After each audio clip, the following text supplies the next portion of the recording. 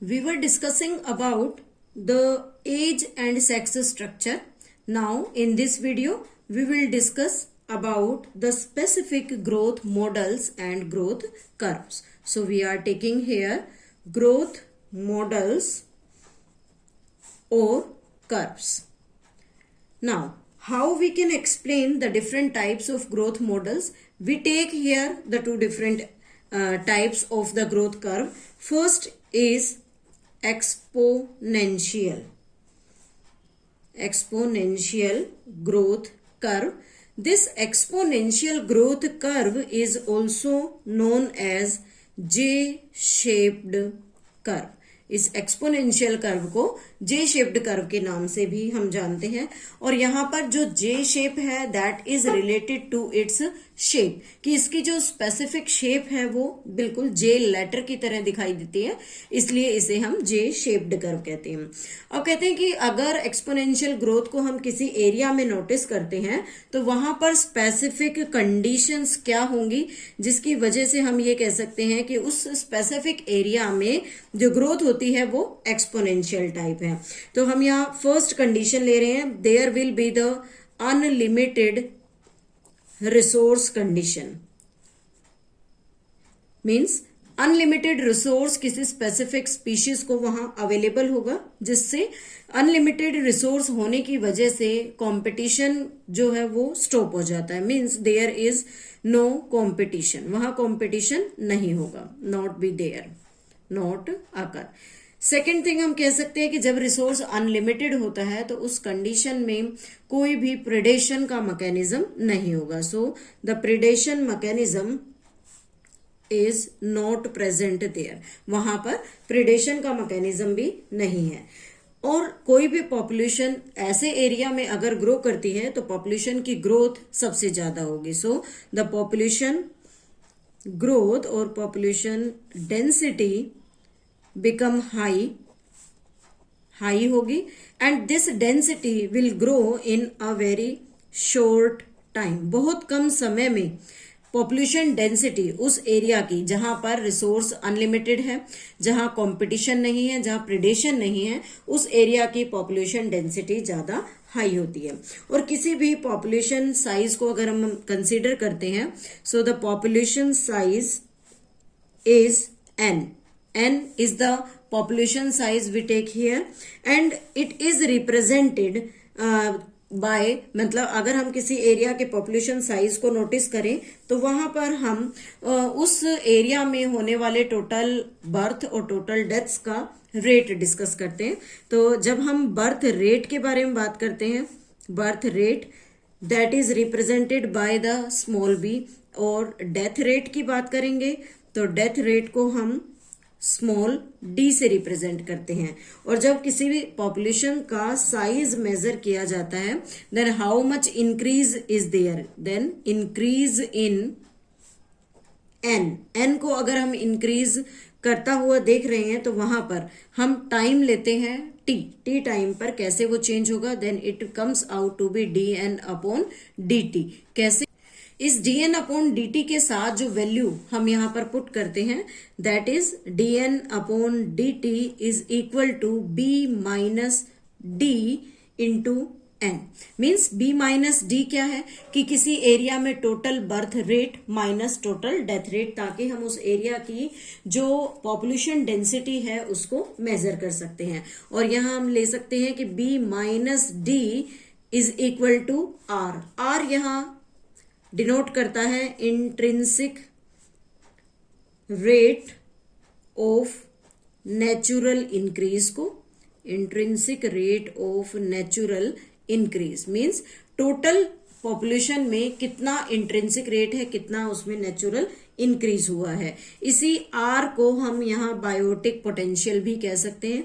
It is written like biotic potential, या फिर हम इसी से एक्चुअल ग्रोथ रेट को भी डिस्कस कर सकते हैं कि किसी स्पेसिफिक एरिया का जो ग्रोथ रेट है वो क्या होगा। ओवरऑल इक्वेशन हमारे पास बनती है dn upon dt is equal to R into N, because R जो है वो हमने किसके लिए लिख दिया, बी माइनस डी के लिए. Now the time for the curve की स्पेसिफिक जो कर्व बनेगी उस कर्व की शेप हमें एक्चुअल में जे दिखेगी या नहीं, उसको हम यहाँ रिप्रेजेंट करते हैं. तो यहाँ पर हमने कर्व में यहाँ इस एक्सिस पर लिया है टाइम और ऊपर हम लेते हैं पॉपुलेशन डेंसिटी.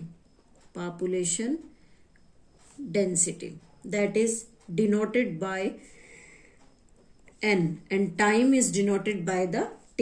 तो यहाँ हम देखते हैं कि सबसे पहले जो स्पीशीज है उसके अंदर स्लाइट इंक्रीज होता है, after that it will keeps on increasing and this looks like the letter J and it is denoted by dn upon dt is equal to rn.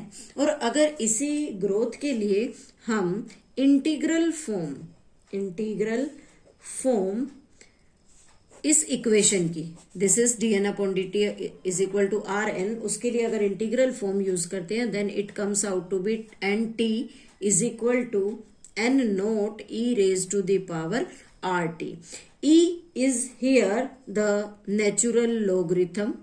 It is the natural logarithm.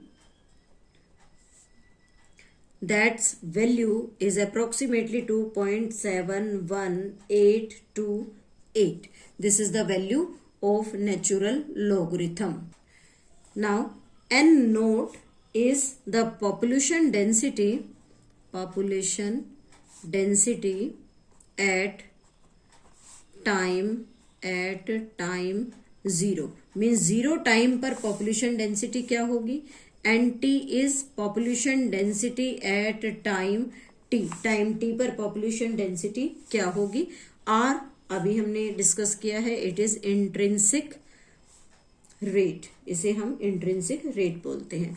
और यहाँ हम according to NCERT data एक rate discuss कर रहे हैं कि R की value, R values for Norway rat is comes out to be 0.015. Means Norway rat की जो पॉपुलेशन है वो जो उसका इंट्रिंसिक रेट इंक्रीज है वो होता है 0.015. And same is here R value for flour beetle it comes out to be 0.12. and again our values for human population in India,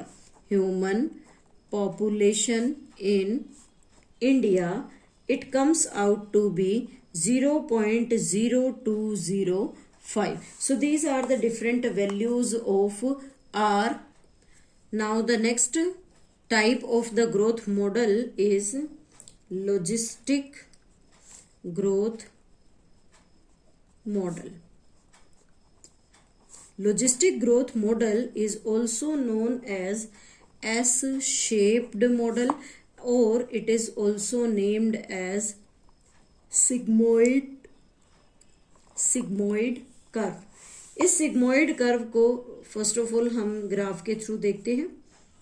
This is the graph in which the time t and population density कि यहाँ इस area की population density क्या होगी. तो उसके according यहाँ देखते हैं कि यहाँ पर एक कर्व की अपनी एक लिमिटेशन होती है जिसे हम यहाँ के सिंबल से रिप्रेजेंट करते हैं.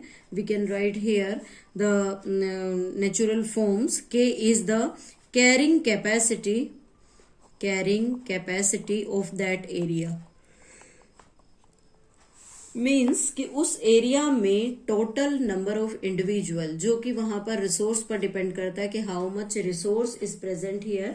तो उस रिसोर्स के ऊपर डिपेंड करता है कि उस एरिया में कितने इंडिविजुअल नॉर्मली रह सकते हैं. तो उस कैपेसिटी को यहाँ कैरिंग कैपेसिटी से शो करते हैं. यहाँ भी कुछ कंडीशंस हैं जो इस कर्व के लिए रिस्पॉन्सिबल है. Now what are the condition. First, resource are limited.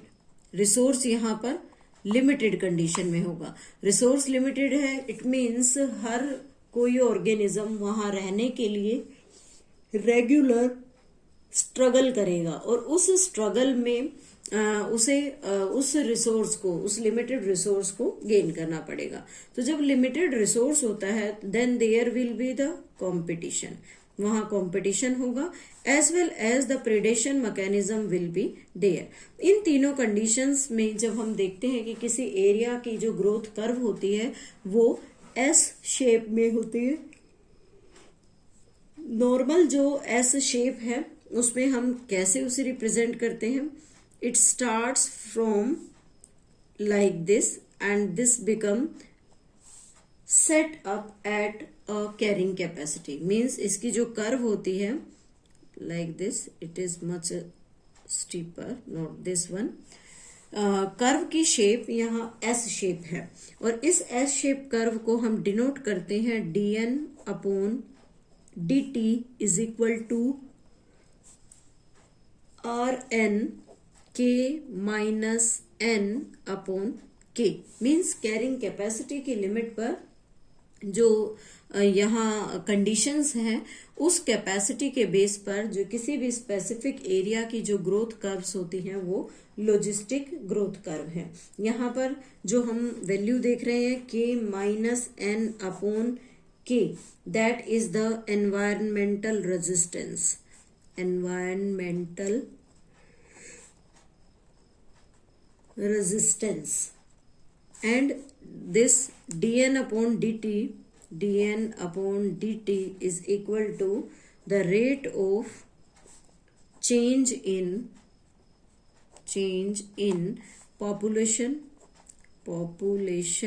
density, means किसी टाइम के अंदर स्पेसिफिक एरिया की पॉपुलेशन डेंसिटी कितनी चेंज होती है। So these are the two different curves of growth model, that is exponential which is known as the J-shaped and logistic which is known as the S-shaped curve.